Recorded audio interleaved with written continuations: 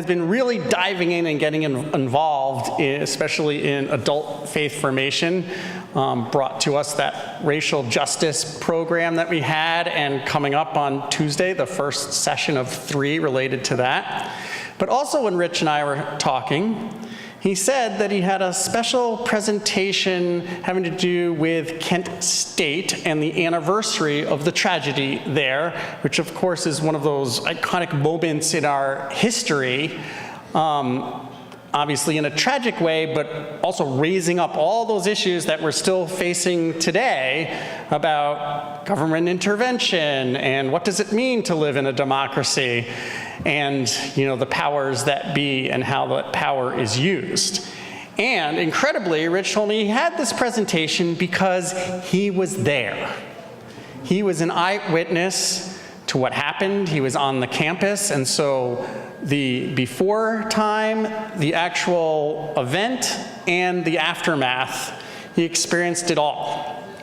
And I was blown away by that, and of course said, of course we'll do a presentation and a commemoration of that event, which is now 55 years ago. So I'd like to invite Rich to come up.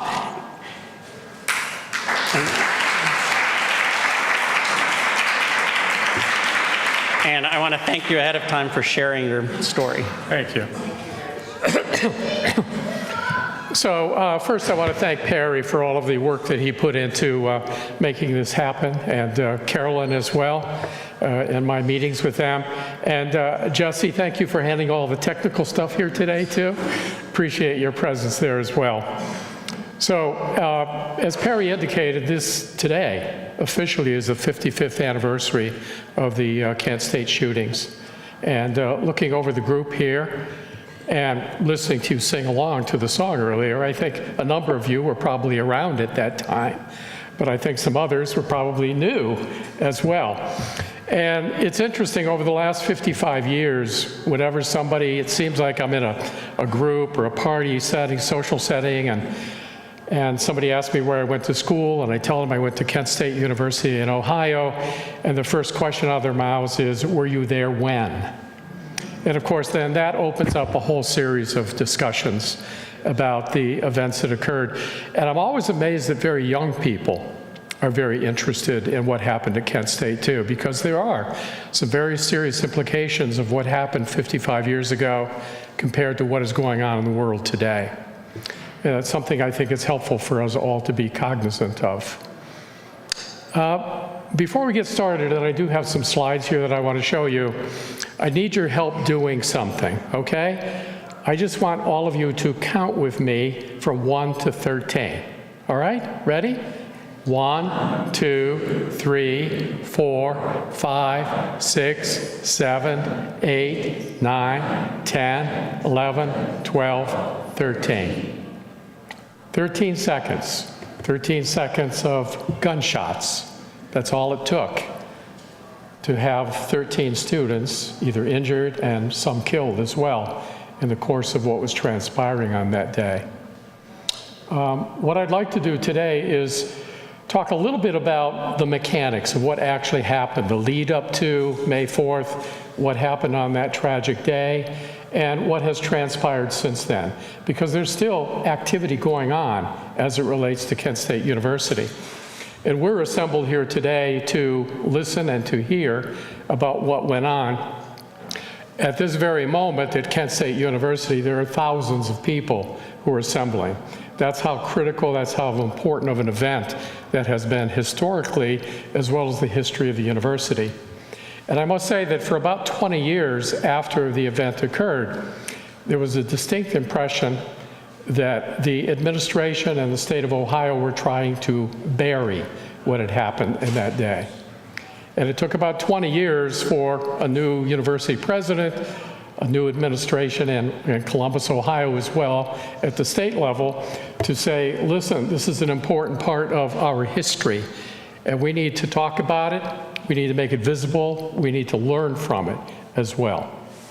So I am going to go over some slides, and one thing I would appreciate is I will be glad to answer any questions that you have, but if you could hold off until we get through all the slides, I would appreciate it, because I think most of the questions you might ask early on, I may be responding to and answering as we go through the program.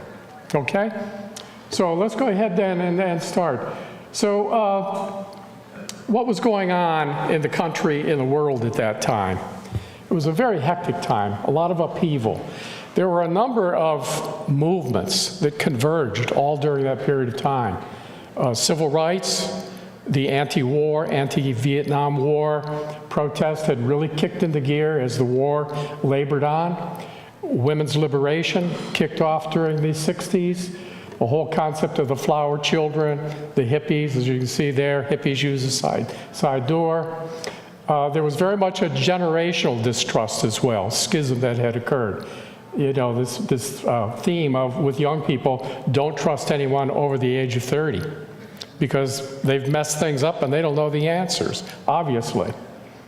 The early days of the sexual revolution and the LGBT rights movement as well. So here we had a society that was pretty staid for a good number of years after World War II, and now all of a sudden we had all of these changes hitting people all at the same time. And that created a lot of upheaval in the country, a lot of division. We're experiencing a lot of division today as well, but the division during this era was really quite remarkable. So if we look at the next slide then, this was a period of assassinations. President Kennedy in '63, Malcolm X in '65, Martin Luther King Jr. and Bobby Kennedy, both in 1968. These were all things that were very fresh in people's minds going into that next decade of the 70s. And if we continue on here, as a result of that, there were a lot of peaceful protests that were going on throughout the country, and there were a good number of violent riots as well. I mean, the 1968 Democratic National Convention turned out to be a riot scene.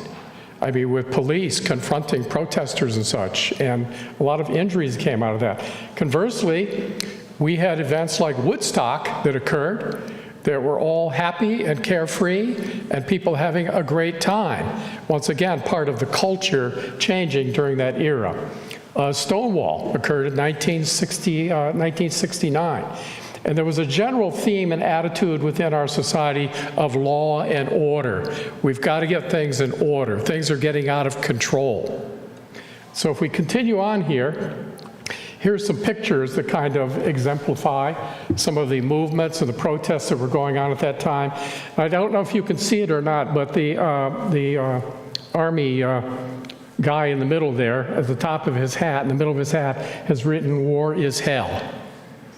And so with all the draft that was going on, people required to go into the military to serve in Vietnam, there was a lot of resentment within the military as well. And if we go on to the next slide then, talk a little bit about Vietnam, because it was the Vietnam protests that precipitated these events at Kent State. President Kennedy had increased the U.S. involvement in the war. President Johnson came into office and really accelerated that commitment. It was called our first living room war. Television, although it was around, it was still in its infancy at that stage, mostly black and white, no color. And people had grown kind of numb to the fact that there were constant stories on the news every night about what was going on in Vietnam, and it was real time too. It wasn't like, here are some events that occurred last week or 2 weeks ago. It was the same day that it had occurred. One of those events that really affected people was the My Lai massacre, and that's what the picture here portrays. This became a rather famous, well-known photo during that era of children in Vietnam fleeing from American soldiers who had come into their village. And the soldiers had been sent there to rout out the quote-unquote Viet Cong, the enemy, but ended up killing almost 400 people in this small village. Men, women, children. Richard Nixon had promised to end the war if we would just elect him to the office, but it was obvious he wasn't doing that. The draft was causing a lot of controversy. The draft then was traded for another system that was also terrible, the lottery, where your date of birth was pulled from a basket, and that's the order that you might be called to go to the war. And of course, then there were events in Cambodia as the war was extended there as well. So if we take a look here, this shows you the buildup of what was happening in Vietnam. The center column shows the number of troops that we had in Vietnam each of the years there from, 1959 to 1973. And on the right-hand side, you see the number of casualties. So the first several years of the war, there were 401 casualties. And then boom, take a look at what started happening there in 1966, 1967, 1968. We went from 760 troops there in 1959 to almost 550,000, over 500,000 in a very short period of time. And there was a lot of angst in the country about that, a lot of resentment as well. I love the picture of this soldier here who looks like he's about 15. So a little bit about Kent State as well. Kent State was founded in 1910 as a teacher's college in a small town in Kent, Ohio, not far from Akron, Ohio. It developed a reputation as a public university that was known for the party scene as much as academics. There was a strong Greek organization, a lot of fraternities and sororities, and as a result of that, there was a lot of community volunteerism that was going on as well, which is something that many of the fraternities and sororities engaged themselves in. So there was a lot of interaction between the town people, so to speak, and the students who were there. The campus was growing very quickly. They just built a brand new football stadium, even though the football team wasn't doing all that great. A 12-floor library, vacating a very small operation, a state-of-the-art student union, a hockey rink, high-rise dormitories to accommodate all the students coming in. In 1970, there were 21,000 plus students at Kent State, making it the third largest university in Ohio and the 22nd largest in the entire country. There's some very strong academic programs too, and I listed some of them here. It started as a teacher's college, education certainly, architecture, fashion design, psychology, liquid crystal research, which was in its infancy at that time, and art and journalism. And when the college was in full session, it virtually doubled the population of Kent, Ohio. That's how much of a presence it had in that community. And while there had been some sporadic anti-war protests there, it was a fairly quiet college, university scene as it relates to what was going on around the rest of the country. Oberlin College, which is just west of Kent State, with about 1,200 students at that time, was a hotbed of anti-war sentiment. I mean, there were things going on practically every day of the week. So I think part of the reason that Kent State shocked people so much was because they didn't expect it to occur at a relatively conservative, Ohio is a conservative state, a conservative campus during that era. So that gives you a little bit of background about Kent State. And if we go on here then, so I'd like to just touch very quickly on the 4 days leading up to Monday, May 4th, starting on April 30th. And the next slide will show us here what happened on April 30th. President Nixon went on national TV late at night and announced that he was expanding bombing into Cambodia to, quote unquote, end the war. Of course, the anti-war movement saw that as an expansion of the war, not ending the war, and that really fired up protests throughout the country. At that point, 49,000 soldiers had already been killed in Vietnam. And so if we continue here, there were, on the very next day, there were anti-war protests all around the country, including at Kent State. And at noon on that day, about 500 students assembled on what we call the Commons, a large grassy area in the center of campus, to protest the war. At that time, they burned a copy of the U.S. Constitution behind this brick structure here, which was known as the Victory Bell. And I point that out because it'll be important a little bit later as well. At that time, the organizers of this protest decided that, first of all, It was the first really warm weekend of the season. So they didn't think that more people would be coming to a protest on a Saturday. I mean, where these shootings occurred, part of the area is called Blanket Hill. And so on warm summer days, students would go out, spread their blankets, lounge in, play Frisbee, football, whatever on Blanket Hill. So they didn't really expect there'd be a lot of favorability in continuing the protests the next day. Also, Kent State, because it was growing so rapidly, had a lot of students who commuted to classes every day. So they were back at their home stations on the weekends. They were not on campus, and they wanted a good showing for the event. So if we continue on here then, that night, you know, most colleges have a bar scene. Kent State's happened to be on Water Street, about 4 blocks from campus. And that night, there were a number of things that occurred. There was some vandalism, there were some fights, there were some trash cans, you see one here dumped in the street, and fires were set. There was a huge motorcycle gang, so to speak, that was in town for the weekend in the bar situation as well. And I think a lot of the fights and the vandalism and such occurred as a result of the interactions between the students and others who were there, as well as the motorcyclists. As a result of that, the mayor ordered all the bars to close early. Well, of course, that brought a lot more resentment to the group as well. And the police ended up basically pushing the students 4 blocks back to campus and shut down the bar scene. So then we go to Saturday, May 2nd. On May 2nd, the mayor declared a state of emergency and asked the governor for help based on what had transpired the night before on Water Street. The governor's reaction was to send 1,000 National Guardsmen to Kent State University. That's a lot of guardsmen when you stop to think about it. They were actually diverted from a Teamsters strike that had just ended in the Cleveland, Ohio area. They were tired. They had lost a lot of sleep as things were going on. But all of a sudden, they found out instead of going home to their families, they were going to go to Kent State University to deal with another riot scene. Now, I don't know if you've ever read anything about the Teamster strikes, but gunfire is usually part of a Teamster strike.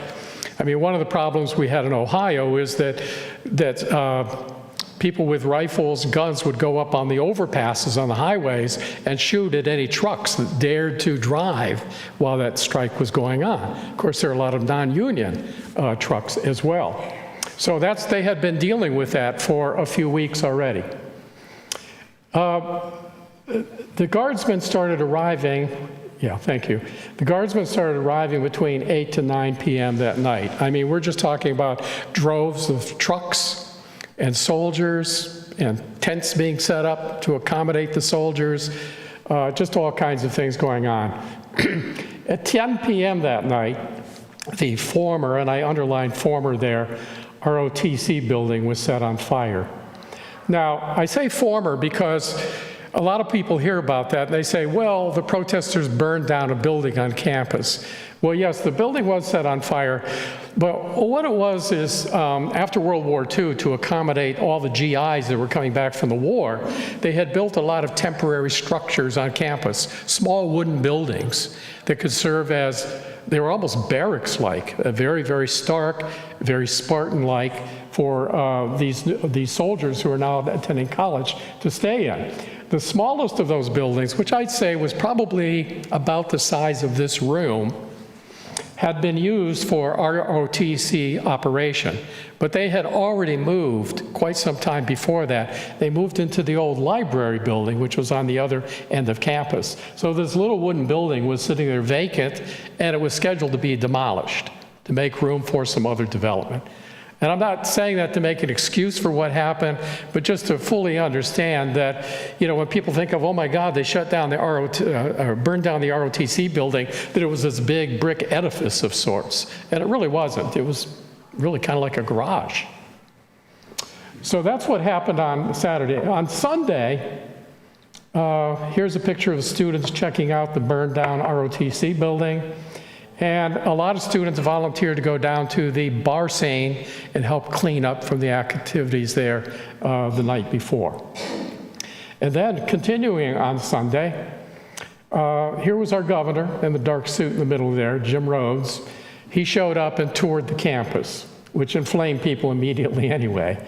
But he ended up giving a speech and said that the protesters were worse than the brown shirts of Nazi Germany, communists, vigilantes, night riders. He went on and on. He referred to the protesters as the strongest, well-trained, militant, revolutionary group ever assembled in America. And he was that Donald Trump back then? kind of, sort of. He was a warm-up. And he also called for a court order to declare a state of emergency, to ban all demonstrations, to establish martial law. And the governor said that we will take all necessary measures to deal with the protesters.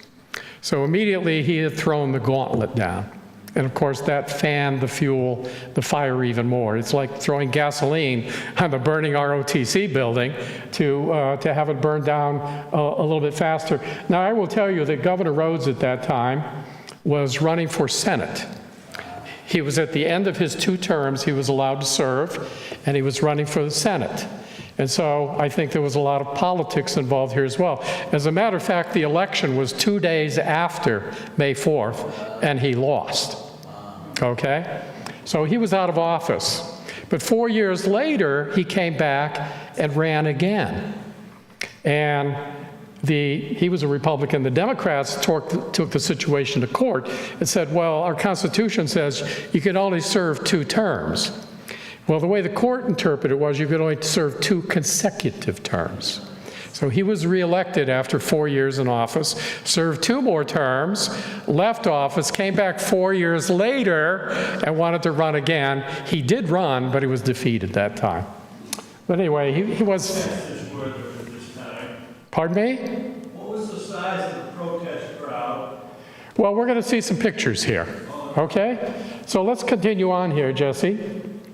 So on Sunday evening, there was a rally called on the Commons to protest the governor's comments and the guard presence. So all of a sudden, they'd gone from protesting Vietnam to now protesting what was going on the immediate campus. At 8:45, the guardsmen broke up this group of protesters with tear gas. At 10 o'clock that night, some students reassembled and did a sit-in at the front gate of the campus.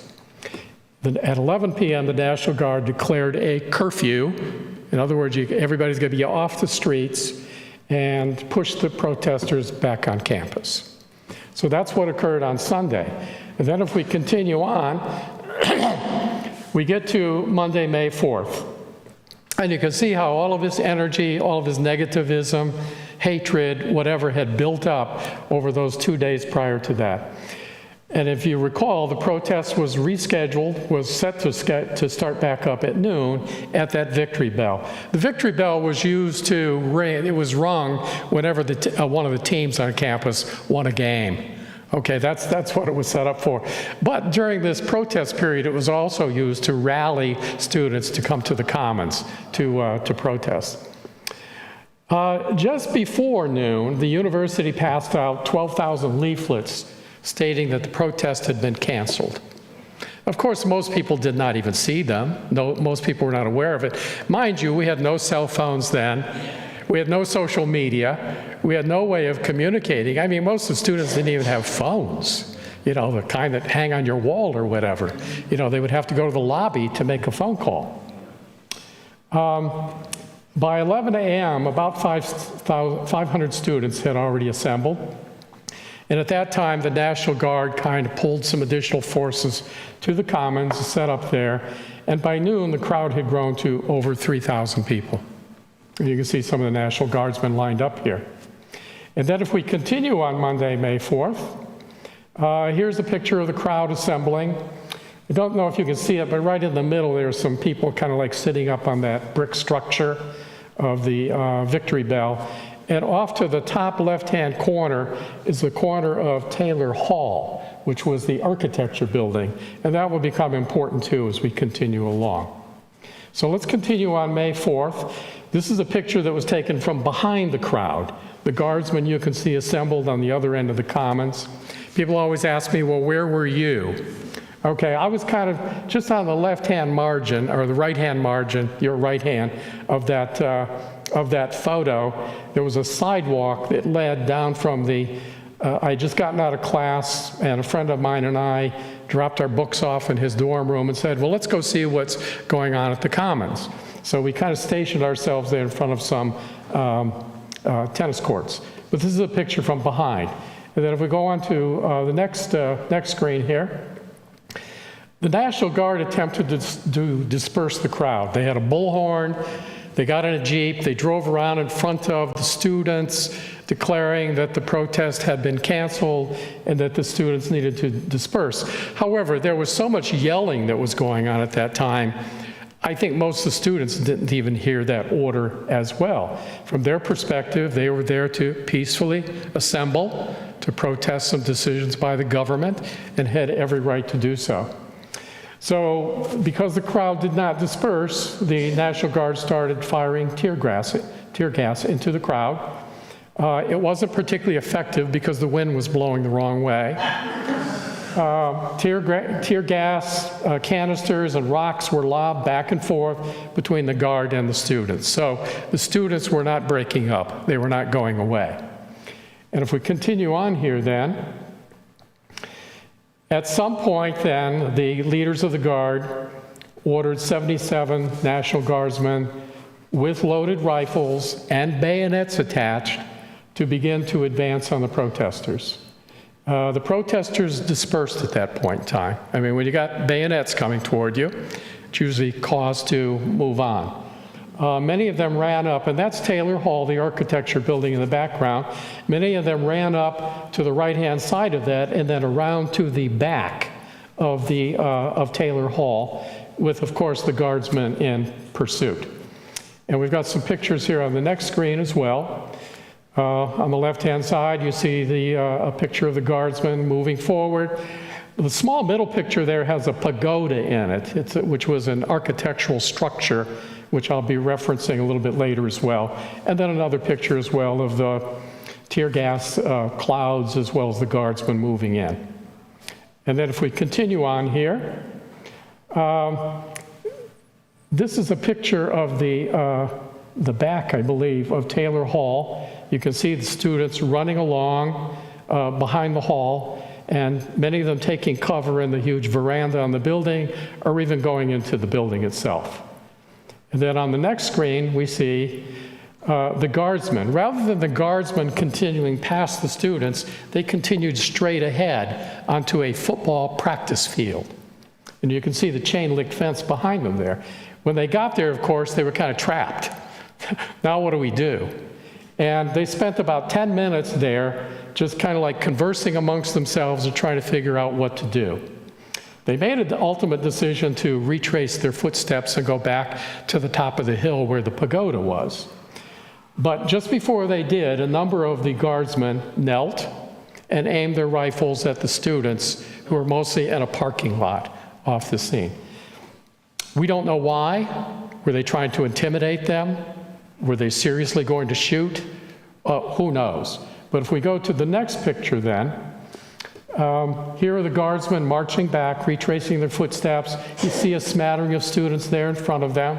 And then continuing on, here are the Guardsmen continuing up. That's the brand spanking new 12th floor library in the background there. And continuing up the hill. And you notice when the Guardsmen got to the top of the hill, a number of them turned around and looked back at the students. And then on the next photo, when they got to the top of the hill, a number of them, I guess we're premature here. Let's go on to the next picture, Jesse. Yes, here it is. So when they got to the top of the hill, for whatever reason, a number of them, and it's still not explained today, turned around, took position, and began firing at the students. And that's when there was 13 seconds of gunshots, 29 Guardsmen fired, 67 rounds in 13 seconds. Many of the Guardsmen, however, for whatever reason, fired into the ground, in the air, or did not fire their weapons at all. So it kind of like begs the question of, well, what actually happened there? And we'll talk with that a little bit later as well. And let's go on then. So here's a picture of the parking lot that was kind of at the base of that hill, and you can see the students scrambling, trying to hide behind cars. Didn't matter. The bullets went right through the cars. And if we go to the next screen, so what was the result of all of that, those 13 seconds? 13 students were shot, 4 were killed. They were at an average distance of 345 feet from the guardsmen. Now, the guardsmen claimed that their lives were in danger. However, they had the rifles, they had the bayonets, they had the tear gas. The students had nothing. They were unarmed. 9 students were injured, and 1 of them was paralyzed for life. I think I looked it up recently. 3 of the 9 students have subsequently died at fairly young ages, 58, 60, and 71. So if we continue on here, you can see one of the students there being helped. So one of the criticisms of the National Guard was that they offered no medical assistance at all to the students, even though they had doctors within the troops. They always have them. And one of the guardsmen, I guess about 10 minutes before anything happened, had a small injury with his hand or whatever, and he was taken care of. But the guardsmen did not make any effort at all, and basically left it to the students who were on site to try to perform CPR, whatever needed to be done at that stage. So if we continue on here with May 4th, this is kind of a map that shows what transpired. At the very top, that yellow box, that's where the guardsmen were stationed. You can see the Victory Bell in front of them there. It's very light, hard to see. The students were in that pink area, Blanket Hill coming up. So the guardsmen chased them up. The students scattered over to the right-hand side there. The guardsmen went down to the football practice field fence, turned around, went back up, and where that red arrow is, that's where the pagoda is, that's where they turned and shot. Now, out in the parking lot, the pink crosses are where the 4 students were located who were killed in the shooting. The others are alphabetically there, but they are scattered around in that area as well. Now we have another one on the next screen that shows a satellite shot of the same area. And the only reason I want to show you this is, first of all, you get a better perspective of the distance between where the guardsmen were up at that top corner of the building and where they were actually shot. But I wanted to point out just to the left of that yellow arrow is an outline. That was a proposed foundation for a new building. I'm going to tell you about that a little bit later as well, because it was perceived as the university and the state's attempt to cover up this site. Let's just expand the building out there and basically destroy part of the area where these events occurred. So let's go on then. This shows the parking lot where all the 4 students who were killed were in that parking lot. Most of the others who were shot were as well. You can't see the pagoda here, but it's kind of up about probably where the T and the I are in locations, just off the photo. And if we continue on here, this is a very striking photo, I know, very disturbing, but it was in all the newspapers, covers of magazines at that time, all over the world, and has become somewhat of an iconic photo of this young woman kneeling over Jeffrey Miller, who had been killed. John Philo was the staff photographer for the Kent Stater newspaper at that time. Their offices happened to be in Taylor Hall, the architecture building, so he was immediately out there snapping photos and actually won a Pulitzer Prize for this photo. And I think we've got some more photos here too. You know, it was very eerie when this happened because I didn't see the actual shootings, but I heard shots. Didn't quite register with me that it was gunshots at that point. And there was this huge plume of smoke that rose above the shooters as well. I didn't realize that guns put off that much smoke, quite frankly, but I could see that. But all of a sudden, it was like you could hear a pin drop anywhere on the campus. It was completely quiet. And then all of a sudden, this chaos just absolutely erupted. Sirens were coming from every direction as ambulances were called in, because Kent was a pretty small town, and so they called in ambulances from other towns as well. The students helped load their fellow students who had been shot into the ambulances. But one of the people who really stood out in this event was a geology professor, Glenn Frank, who was considered a campus marshal, I guess he was called. Whenever there was a protest or anything, generally there were at least a couple of professors who would be there to kind of monitor what was going on and maybe sometimes talk some sense into people if needed be. But he started pleading with the students to disperse, because students were just hanging around trying to figure out, well, what do we do? The guardsmen went back to where they started. The students were there. Their fellow students had just been whisked away in ambulances. And so if we go on to the next slide then, a number of the students decided to reassemble back on the commons. And you can see a number of them seated. Right in the middle is Glenn Frank, the professor, pleading with them. Now, he had also had some interactions with the head of the National Guard, who basically told them, you know, you got X amount of time to get these students out of here, or we may use our guns again. I mean, that was the message that was conveyed at that time. So here he is pleading with the students to disperse. And there's a direct quote here: "I don't care if you've never listened to anybody before in your life. I'm begging you right now, if you don't disperse right now, they're going to move in. It will only be a slaughter. Please listen to me. Jesus Christ, I don't want to be a part of this. Listen to me." Of course, he said it with a lot more passion than I just did. But he was kind of somebody who saved the day. And if we continue on to the next screen, what happened in the aftermath then was everyone was given 2 hours to vacate the campus. That was it. Now, mind you, most people didn't have phones. Most students don't have cars on campus. They had no way of vacating. The pay phones that were in the buildings and such were actually jammed with people trying to call their parents to come get them. Kent, being a small town, the only entrance and exit in the town was basically two-lane roads. So as all of these people were scrambling to get out of campus, it took literally hours and hours for many people to get out of Kent, Ohio. They got off the campus, but it just took them forever to get out of. The campus was then closed for 6 weeks.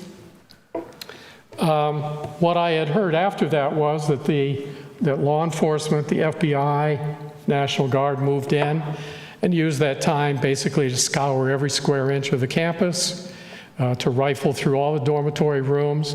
They were looking for evidence that this was a planned, concerted effort, that type of thing. From what I understand, they didn't find any. They may have found some packets of pot in some of the students' rooms during that era, but they didn't find any evidence at all. But you could not get on the campus for at least 6 weeks after that. From May 5th to May 9th, we had the largest student strike ever in our nation's history, and I believe that is still true. There were protests and strikes at 900 college campuses nationwide. Over 4 million students basically refused to go to class. On May 8th, we had what was called the Hard Hat Riot in New York City. Protests were planned around the country. There was a huge protest planned in New York City. And there was a labor leader at that time who later became appointed the Secretary of Labor in the Nixon administration, who basically organized a bunch of hard hat construction workers, because there was a lot of new construction going on in part of New York City. And as the protesters came by, all of the construction workers came out and started beating them. And there have been books written about that as well. I mean, it was a pretty significant event. On May 9th, there were over 100,000 people who demonstrated in Washington, D.C. against the war and the campus shootings. And President Nixon, who originally pretended that he was indifferent to the whole thing, like it would just go away, on May 9th at 4:15 a.m., he showed up at the Lincoln Memorial and spoke to a group of about 30 students who were kind of like lingering there as part of their ongoing protest and such. And so, Jesse, let's go on to the next slide here, please. On May 14th, 10 days after, there was another campus shooting. 2 students were killed and 12 were injured by police at the historically black Jackson State University in Mississippi. Very similar circumstances to what had happened at Kent State. And here are pictures of the 2 young men who were killed, Philip Gates and James Green. However, Jackson State did not bring up all the emotion that Kent State had. I mean, in my mind, there was some racism that was going on there. Remember, we were in the middle of the civil rights movement as well. There had been some other problems at Jackson State as well, but it's kind of been something that's forgotten. Actually, Kent State University this year has a huge display about what happened at Jackson State on their campus as part of their commemorative service. And they've done other things in the past as well. So let's continue here with the aftermath. On June 13th, just about 5 weeks later, President Nixon established a commission on campus unrest. It was headed by Bill Scranton, who was the Republican governor of Pennsylvania at the time, called the Scranton Commission. And they worked very quickly. They did an investigation, and in September, they reported that the shootings were unjustified. And you can read here what they wrote. Even if the guardsmen faced danger, it was not a danger that called for lethal force. The shots cannot be justified. Apparently, no order to fire was given. There was inadequate fire control discipline. The Kent State tragedy must mark the last time loaded rifles are issued to guardsmen confronting student demonstrators. And I believe that is still true. I don't think that loaded rifles, bayonets, have been used in any of the protests that we've had in the United States. And there were some requests to do so during the Black Lives Matters protests that were occurred. There was a lot of legal action that ensued. In September of 1970, 25 people, mostly students, including 1 faculty member and some non-students, were indicted for the May 4th demonstration and accused of burning the ROTC building. They were referred to as the Kent 25. Ultimately, 1 non-student was convicted on 1 charge, and 2 other non-students pleaded guilty, and charges were dismissed against all the others. And there were additional legal actions. In '71, 8 guardsmen were indicted by the grand jury. 5 claimed to have fired in self-defense. They felt that their lives were in danger. Some of them alleged that they had heard an order to fire. In 1974, after 3 years, all the charges were dismissed due to a weak case. From 1970 to 1979, there were many lawsuits filed by the families of the victims against Kent State and against the state of Ohio. There were many trials that were held in both state and federal courts. Victims' families eventually settled for $63,000 per victim. And the state of Ohio and National Guard agreed to state for the record they regretted their actions. There was no apology for 20 years, which I'll talk about a little bit later. $63,000, I looked it up, in today's money, that's about $2.2 million. So I guess it was a significant fund, and I read an article written by one of the mothers whose son was killed in the event, and while she and her husband were opposed to settling, they wanted to go to court, the feeling was that many of these students who were injured and had massive medical bills and such really needed financial assistance. And so they agreed to go ahead and be part of the settlement. But as they said, I guess each of the National Guardsmen who were part of this had to sign as well this agreement. And according to this parent, she said that, well, they mostly had their fingers crossed behind their backs as they signed it, because they did not consider this to be an apology. It was just a statement of regret. So continuing on here, in the aftermath, the university created a Center for Peaceful Change as a living memorial. It was later renamed the Center for Applied Conflict Management. This was the first undergraduate program that was offered in the United States on conflict management, and it's still in existence. Annual memorial services have been held virtually every year. The first 4 years, the university sponsored it, but after 4 years, they said, no, no more. So there was a May 4th task force that students set up to carry this tradition on. And that task force, although the membership has changed with students coming and going, has to this day had an annual memorial service. There were a couple of years during the pandemic in which they ended up doing a virtual memorial, but nonetheless. Many significant people have come and spoken at those. Politicians, authors, just a lot of people who've been very moved about what happened at Kent State. In 1975 and 77, there was a tent city protest set up over the gym expansion that I had mentioned earlier, where students came in, set up tents, basically lived there, trying to prevent the gymnasium from being expanded. They eventually lost after a couple of years, after court cases, and the building was erected. In 1990, 20 years later, the first official memorial was created. In 99, individual memorials to the 4 students who were killed were created. In 2008, a visitors center was announced, which to me is kind of a museum of sorts of what happened there. It's really been very, very well done. And in 2010, the federal government recognized 18 acres of the site as on the National Registry, designated the Kent State shooting site. So that is some of the stuff that occurred afterwards as well. And if we continue on there, thank you. I mean, this is an event that really moved many, many people. There were many artistic tributes that were done. Here's the cover of a book that was written, For Dead in Ohio. Crosby, Stills, Nash and Young recorded a song called Ohio, also known as For Dead in Ohio. There have been 24 other musical tributes, including by the Beach Boys and Bruce Springsteen. There have been many, many works in prose, poetry, plays, and film, including 8 documentaries and 8 dramas. I think one of the movies a number of years ago actually won an Emmy as well for acting out what had happened. I personally thought it was a terrible movie, but it did win an Emmy.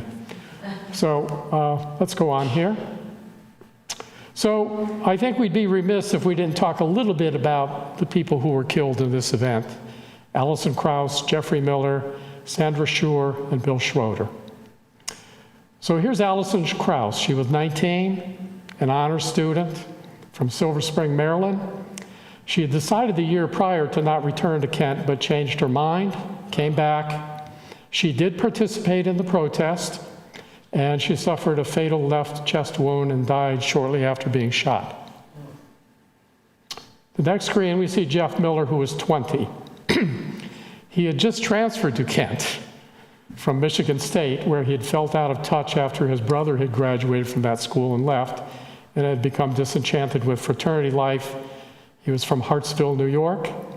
Coincidentally, he was a friend of Alison Krauss and had dated Sandra Schur, the other woman who was killed. He did participate in the protest. He was probably the most active.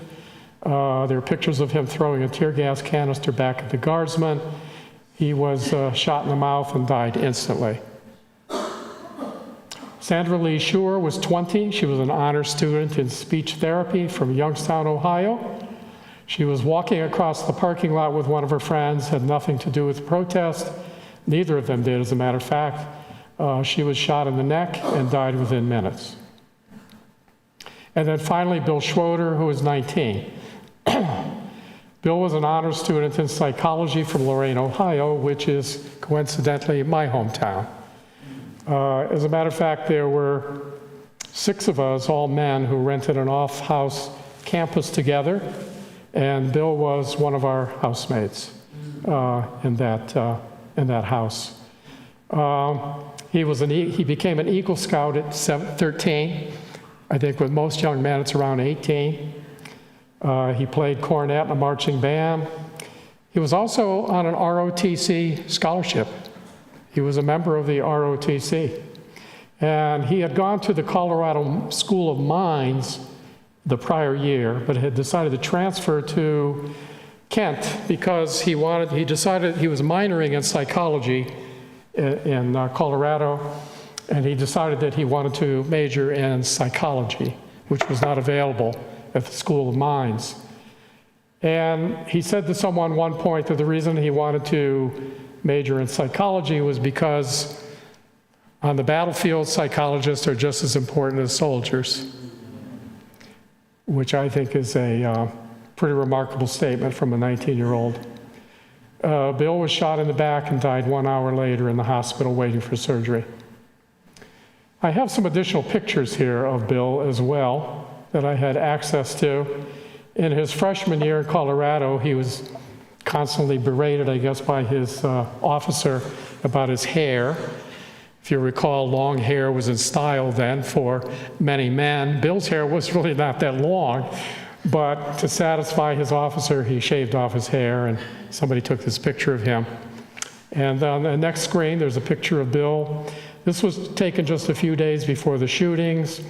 He had gotten a camera, was really focused on his photography work, and had gone to a reservoir just outside of Kent to take pictures, and one of our other housemates took a picture of him taking pictures. And on the next screen, we have another picture of Bill. This is a picture of Bill at the protest. Bill was what I would say an observer. He wasn't the kind of person who would actively engage in a protest. As you can see, he has his books, his papers in his hands there. He just got out of class. He's moving on to another class or student union to get something to eat, whatever. Saw this protest going on and kind of roamed through the crowd, observing what was going on. And I just want to point out his apparel, which I'll talk about later. He has on a jacket. It's a denim jacket that his grandfather had given him. It was called a railroad jacket, I think. And on the placard on the left-hand side, it said W.M. Schroeder. Bill was also wearing a pair of orange pants, which was kind of, you didn't see a lot of orange pants during that era, but he had a pair of bright orange pants that he was very proud of. So let's continue on here. This is a picture of Bill receiving first aid from students immediately following the shootings. As you can see, he's located between two of the cars there, but I must tell you, most of the windows were shot out of those cars, and bullets shot through them as well. And on the next screen, so with all of this said, there are still a lot of questions after these 55 years. Why did the guardsmen fire on the students? Different guardsmen gave different reasons. Was there an order to fire? That seems to be an open question. Were the guardsmen fired on? They alleged that they were. There's a very large metal sculpture about, I don't know, as high as this room, right next to the architecture building, made of very thick steel planks. There's a bullet hole right in that sculpture that is there today. The guardsmen pointed to that as an indication that a gun had been shot from the students. So they actually brought the sculptor in. He brought in some plates of the original material that he used, and they did some pretty sophisticated ballistic tests. It came to the conclusion that no, it came from the direction of the guardsmen. Did the guardsmen, when they were kneeling down at the football practice field, conspire to shoot the students? You know, I don't know the answer to that. I would say that based on some of the readings that I have done, it kind of sounded like certain students were targeted, but I don't know that. There were allegations that there was an informant, a student informant working for the government and the FBI, kind of like stirring up things on campus. That's never been resolved. And I think a big question is, did they aim? Did they just shoot willy-nilly, or did they actually pick out particular students and aim at those students? On the left-hand side here, you can see a graphic. Tell me, Father, did they aim? This is from the 35th anniversary, a poster that was put together of the shootings. And if we go on to the next screen then,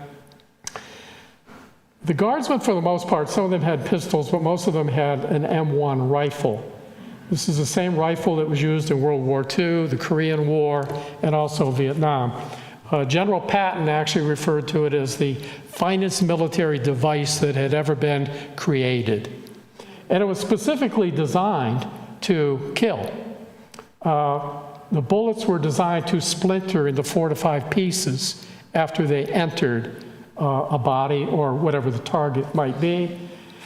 This rifle has a firing range of 2 miles. And they say the effective range, where it can really do some damage, is up to 440 yards, which is a quarter of a mile. After the shootings and all the investigation and research that had been done, they actually found some spent bullets up to 1 mile from campus. That's how powerful this rifle was. And of course, I mentioned the metal sculpture already. So it begs the question of why were these weapons needed to quell a peaceful protest? And if we go on then to the next screen, there have been some other more recent developments. There was an audio tape that was discovered in Yale University Kent State Archives in 2007 with an order to shoot. They did all kinds of tests on that. Well, first of all, the tape had never been presented in any of the investigations in court cases. But once it was discovered, a student requested that the case be reopened based on new evidence. There were a lot of, I guess, sophisticated tests done and to see if they could match the voice of any of the guardsmen to the tape. They were not successful in doing that, and no action was ever taken on that. I bet you may be surprised to find that the archives are at Yale University. Interestingly enough, after the shootings, there were so many writers who were doing all of this enormous amount of research to put together to write their books about what had happened at Kent State.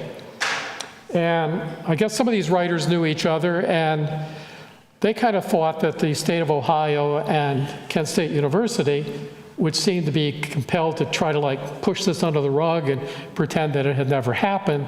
We're not going to be good stewards of those archives. So what they did was they took all of the research that they had done, including documents from the FBI, other investigations that they had gotten through Freedom of Information request, and got Yale University to agree to house all of those, their archives at Yale University. And they're there to this day. It's a pretty significant archive. There is one file, which is just copies of newspaper clippings about the incident that, from what I understand, is 2 feet thick. I don't know where you get a file folder that big, but that's a lot just in that one file.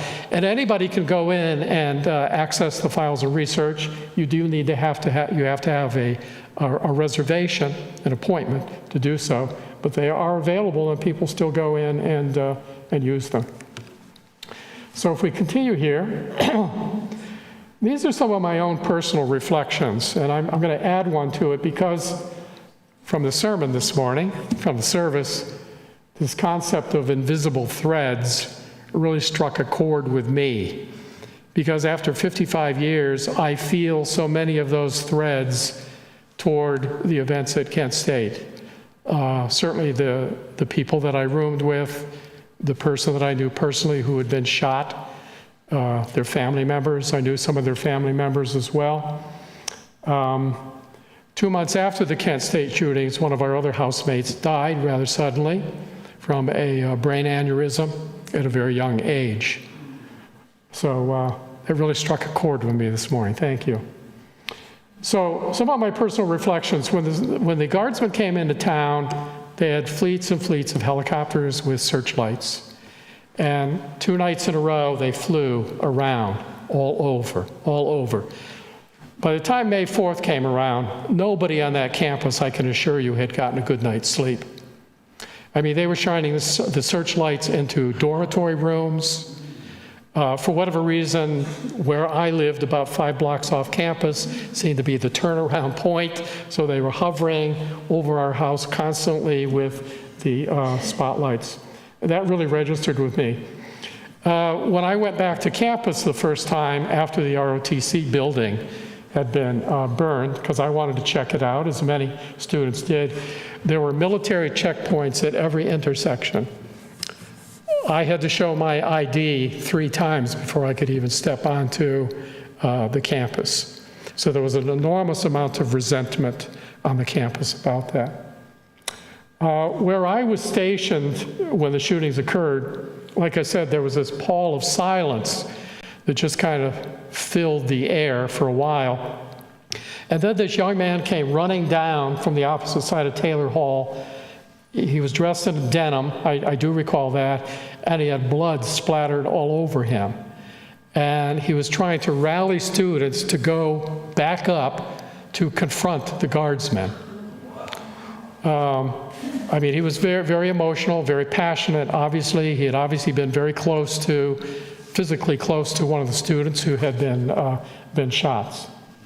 I mentioned before the sirens from every direction. I don't think I've heard so many sirens at one time in my life.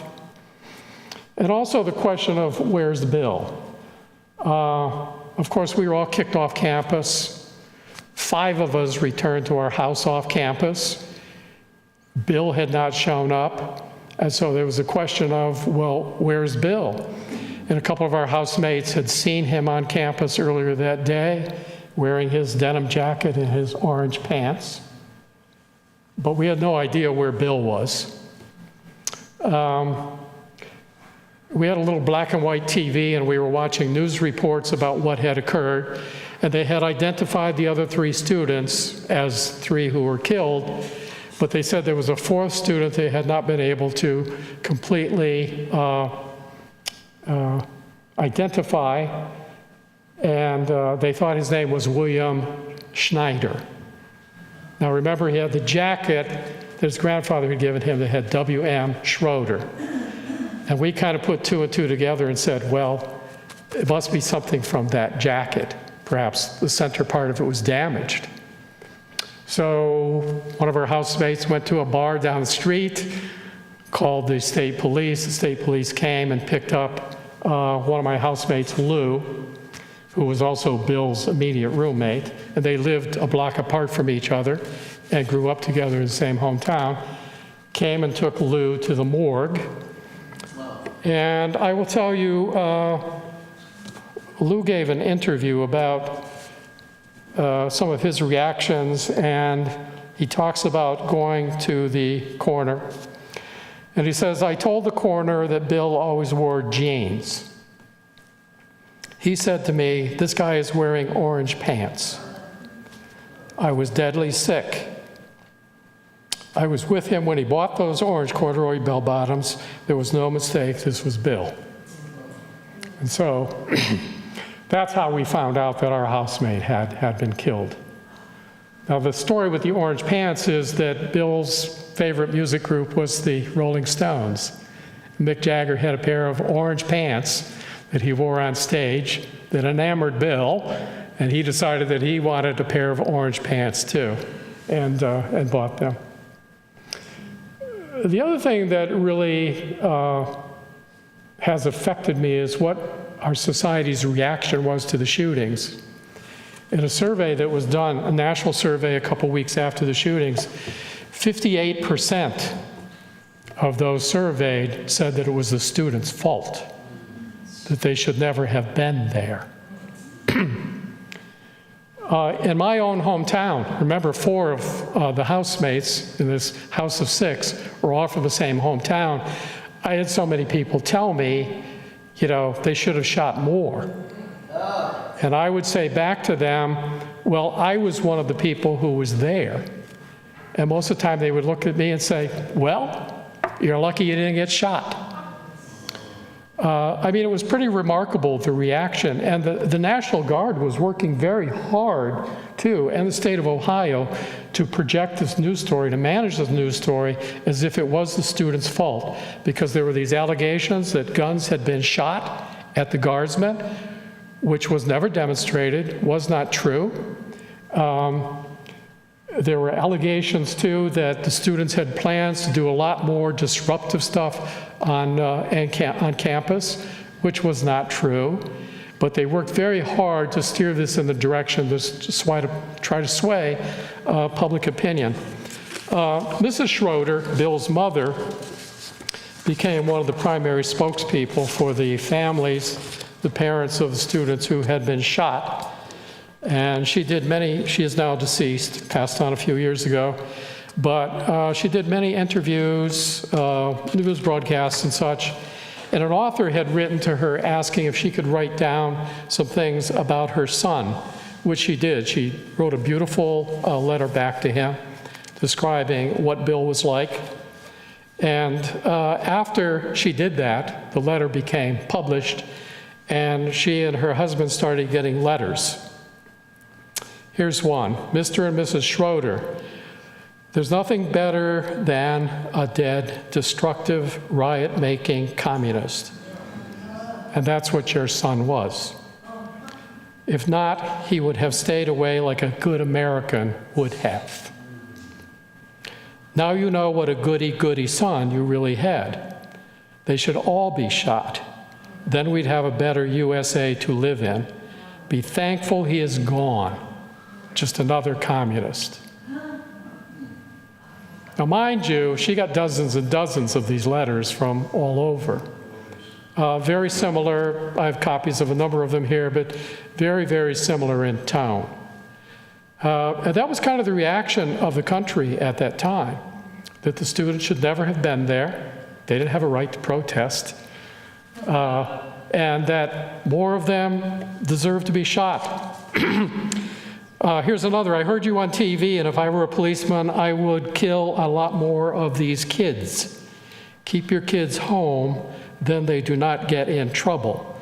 My boys and girls do not get in trouble. Sure looks bad for you parents. We do not feel sorry for none of you parents. Keep your kids at home.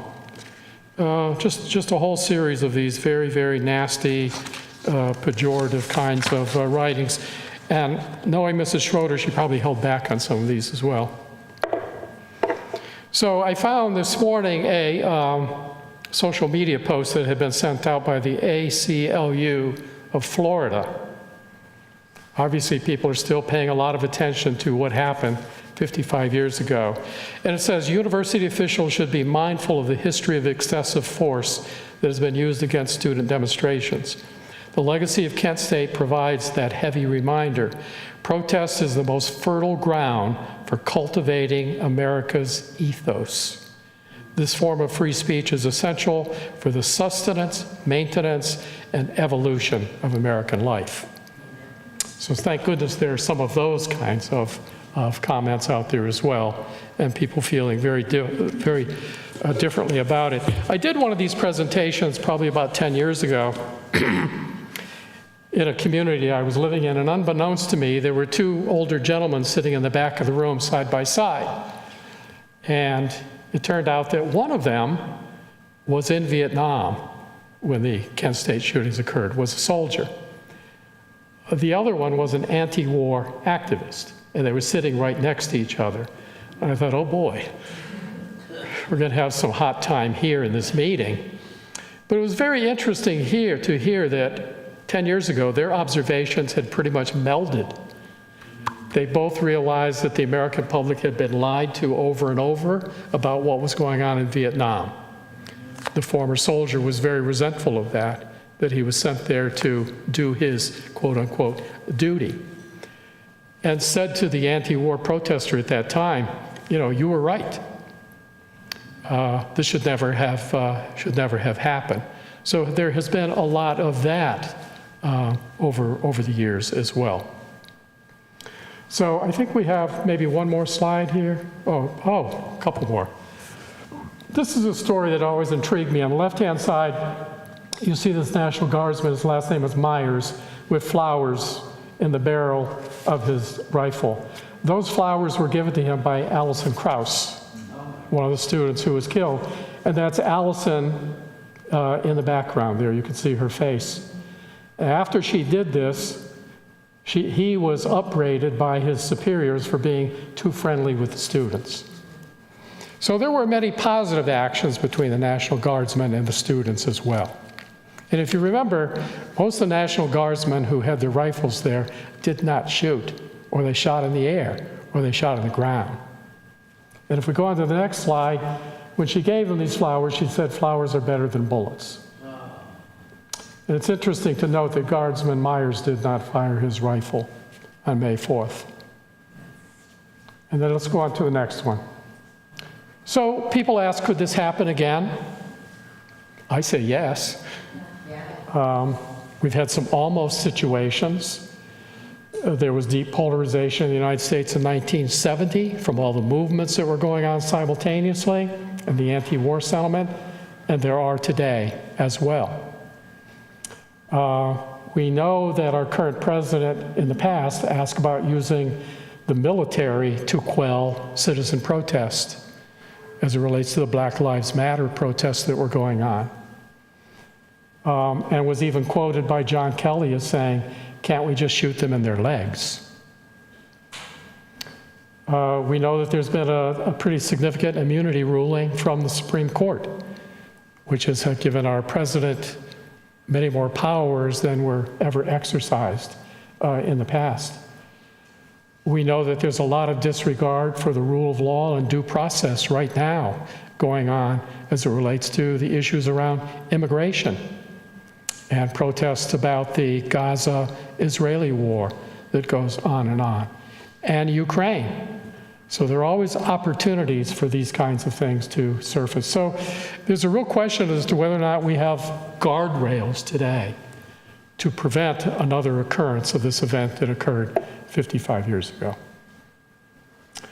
So if any of you have any particular questions or comments that you would like to make, this would be a good time to do that. Perry has the microphone there. I would just ask that you keep either your question or your comment very brief. Okay? Thank you.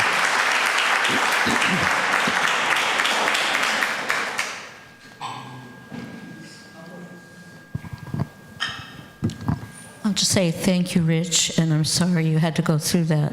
I was 25. I will never forget that day. And my ex-husband, father of my children, came home from his work as a draftsman at EB, and I told him what had happened, and he said they got what they deserved. And that was the beginning of the end of that marriage. Thank you.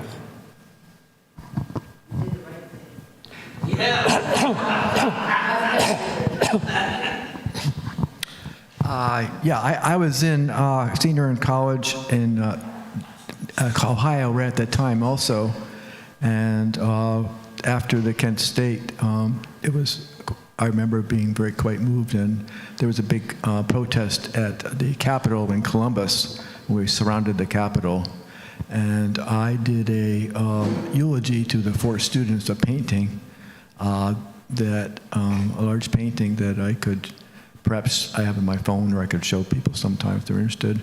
And that led me to being a conscience objector toward the war and served 2 years as community service. To this day, I'm still getting out there and protesting. It had an effect on my career, art, and whole perception of life. Thank you.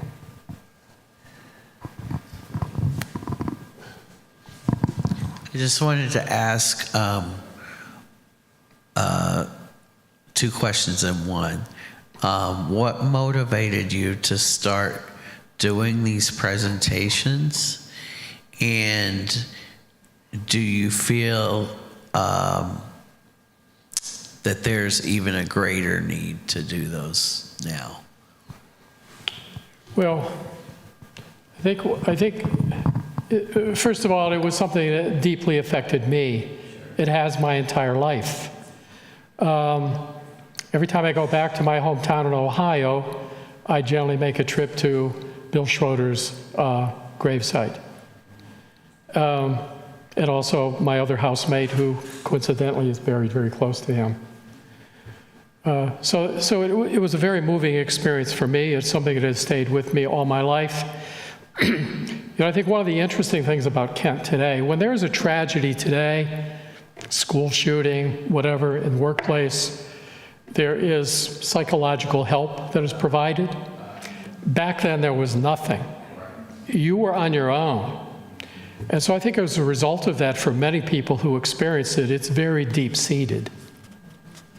I think the invisible strings that we talked about earlier, too. I never really thought of it that way, but I do think that that's very true, that there are a lot of invisible strings from me to those events and those people, whatever. And it was doubly difficult, too, because students had to go back to that university in the fall to continue their education. There were 21,000 students registered there when the events occurred.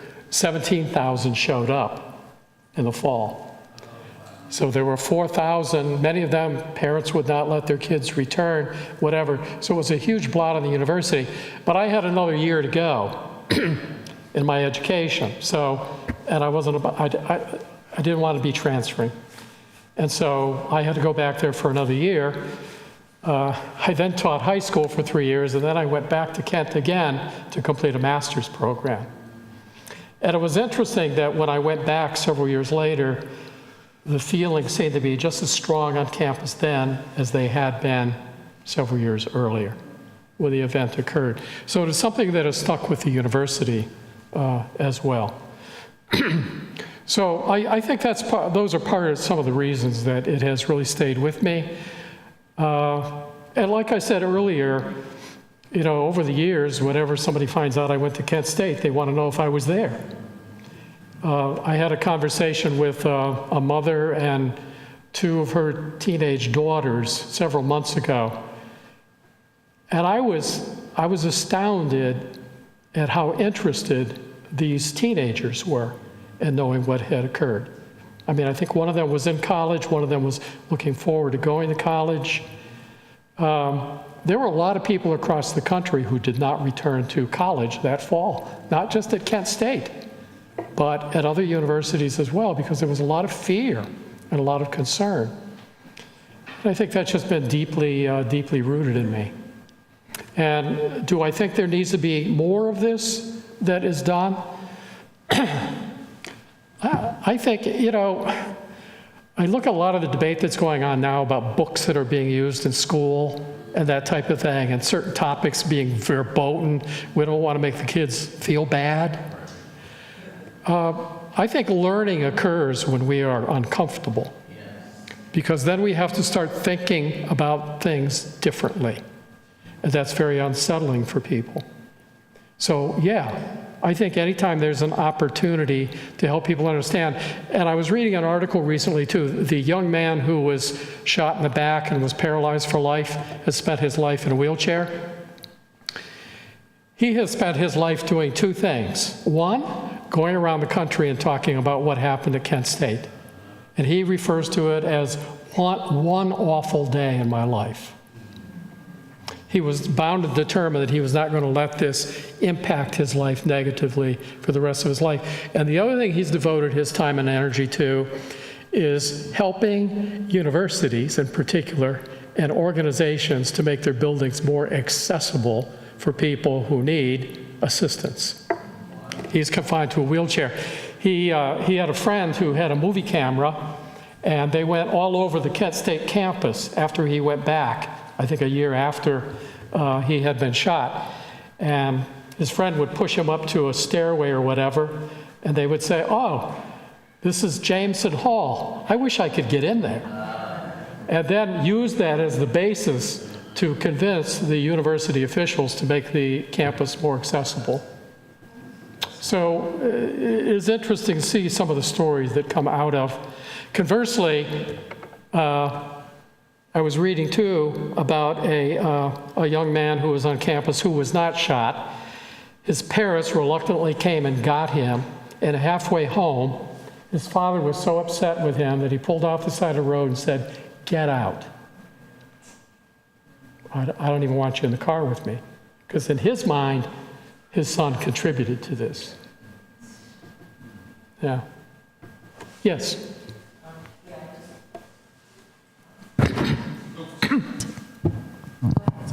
Okay. Yes, I was just curious. I was in college in Pennsylvania a little bit later in the 70s, but that's like finals time. So what happened when everybody had to go home for 6 weeks? Like, how did they like, we didn't have virtual learning back then. Well, and we were- also, I was wondering if you still keep in touch, or did you keep in touch with your housemates after that? On the first question, we were given some choices. I believe there was an option where you could drop out of the class. There was about, I guess, 3 weeks left in the semester. You could change your status from a grade to pass-fail. Most of the professors talk about the virtual learning that we went through during the pandemic. Of course, we didn't have access to that type of technology at that time, but we were also given the option to complete our courses by mail. Now, I was a speech major. I was taking 2 speech classes. So I had to find an old reel-to-reel tape recorder and tape my speeches and then mail them off to the instructor so that I could get my grade for the class. Students who lived close to the campus, which I did not, some of the professors also gave them the option of meeting off-site for class sessions. I don't know how productive those were. I don't know anybody who did them, but that was an option that was given as well. And I'm sorry, your second question? Did you keep in touch, or do you keep in touch with the other housemates? Did you get together? Well, the gentleman that I mentioned, Lou, who was Bill's immediate roommate, Lou and I were debate partners. And so we were on the debate team together. And he subsequently went on. He just retired as a full professor at the University of Dayton, Ohio. He and I did keep in contact for a good number of years afterwards, but then it just kind of, I don't know, filtered away. I do have a friend who lives in Cincinnati, Ohio, who was at Kent State at that time too. I did not know her at that time, but I worked with her in my career, and she and I have maintained regular contact ever since. As a matter of fact, we just had a back and forth conversation this past week as I was preparing to come in here, because I was interested in hearing from her how some of her perspectives may have changed over the years. The other 2 students, one was Chicago, one was Cleveland, Ohio. I lost contact with them. Yes? I was 18 when this happened, living here in Connecticut. And as I remember, the news was very negative to the students. I mean, like the pictures that you showed here are a lot nicer than what was on TV. Mm-hmm. They made it look like the students were at fault, that you saw the students throwing rocks and canisters. You did not see the guardsmen doing any of that. So it was very difficult to speak, for me to speak with my father, who was in World War II, and he was one of those that, well, they deserved it. So they couldn't see what really happened. And I don't know, for years after that, it really came out. That's why people seem to feel that they deserved it, because the news media made it look that way. Sure. As I mentioned in the presentation, there was this very strong presence of law and order in our society. You know, people wanted things to stay organized and proper, and no ruffles or anything like that. And I think the media was probably impacted by that as well. And I hear about all these rocks that were allegedly thrown. I don't know where they got the rocks. This was all grass. So, I don't know, unless somebody brought in a pail of rocks or something specifically to use for this purpose, and I didn't see anything like that myself. But yeah, there were taunts back and forth between the guardsmen and the students. There's no question about that. But words don't count. Yeah.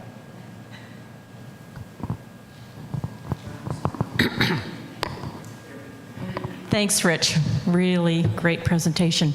I was a freshman at the University of Iowa when this happened, and we've had a lot of protests as well. And so our university was closed down prematurely. I'm not sure what the timing was with Kent State, but it's probably right after that. We were sent home promptly. It was about a month early, and I don't remember if we got choices, but it seemed like most of us took pass-fail. Yeah. It was a pivotal time. I mean, I remember it like it was yesterday. Had a profound effect on people in the ways that you have discussed. I don't know how many universities shut down early, or how many students didn't go back in the fall, but it was a pivotal time. One other quick comment. When we visited Vietnam, we learned that the war was called the American War. Mm-hmm. It's just like, as Scott, you have mentioned, growing up in the South, you never heard the word Civil War. In the South, it was always called the War of Northern Aggression. And you never got issued past that period. No. Right. Yes, in the back here. Hi, could you please elaborate on the fact that the guardsmen didn't get charged with any criminal activity? I don't really know how to elaborate on that because I've not seen the court proceedings or anything like that. I mean, yeah, I mean, I think the system didn't want to see the National Guardsmen get convicted as well. I think that was perhaps part of it. But, you know, according to the decision that was handed down, it was a weak case. That, you know, the guardsmen alleged that they were doing their duty, that they were just there and they were doing what they were expected to do. And some of them alleged that there were orders to fire that have been given. And as I mentioned previously, that tape recording that was found did have an audio of an order to fire, but they couldn't pinpoint it. Was it a student who yelled that? It was from a tape recorder that had been put up, a cassette player that had been put up in the window of a dorm room that was adjacent to the killing site, and was just left on to run. So when you have a recording like that and you can't pinpoint anybody who may have given an order like that, you know, what do you do? You know, and I think it's important to remember, too, that many of these National Guardsmen were the same age as the students. I would imagine that a good number of them were in the National Guard to keep from being sent to Vietnam. Because that was one escape hatch that some people had. I would like to point out, too, because this just occurred to me, that Bill Schroeder was a member of the ROTC himself. And he was number 2 in his class. He was kind of one of the same group as the National Guardsmen. And at age 17, he basically signed away 10 years of his life. 4 years in the academic world as a member of ROTC, 4 years of active duty, followed by at least 2 years of reserve duty. I mean, that's a very serious commitment that he made. But he was having some serious questions about the validity of the Vietnam War. But I can't explain. I mean, I can't explain why O.J. Simpson was found innocent. You go through court case after court case, and what may not make sense to me makes sense to somebody else. Also, the reason given is the same we see in police shootings. today, right? The idea that, oh, they feared for their life. And so if somebody's officially given a gun, whether you're a police officer or a National Guardsman, right, that's often the thing, oh, you have the gun officially, so if you have any fear for your life in your official capacity, you're entitled to shoot. You know, Yeah. it's kind of this ingrained thing in our culture. Bottom line is you have to have the evidence. You have to have hard evidence, and if the evidence wasn't there, Yeah, one. Thank you very much. This has been really informative and very moving. And I think that going back to the National Guard, I went for a physical for the draft in Ohio, and there was a different mindset among young people who weren't in college, who were college graduates or not college graduates, that they were wanting to get into service, actually. Whereas as a college person, I was not wanting to and did not agree with the war, but they wanted to go. So I think maybe this was a setup in this National Guard versus the students, and there was a prejudice and biases on both sides there that, and I think this is at the crux of what's going on today as well, where you have these two different ways of being and thinking about things.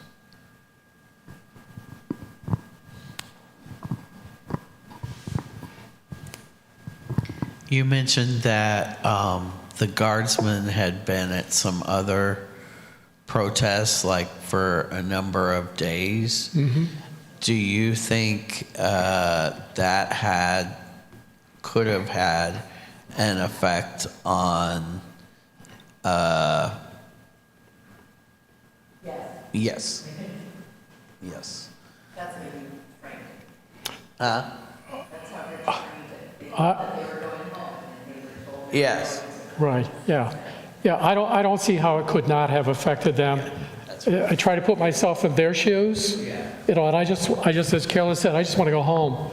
You know, I've done my duty here, call somebody else, you know?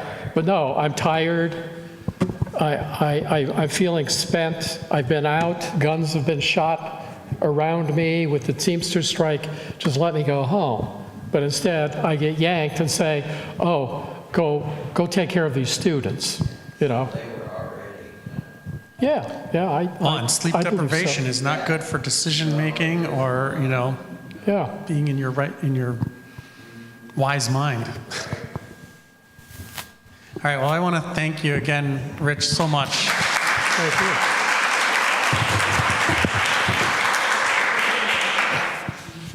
you. Yeah, and again, Rich is facilitating the class on racial bias and what it means to racial justice. This Tuesday starts the first of the 3 sessions in person, 5:30. 5:30. 5:30 in person here. All right, thank you.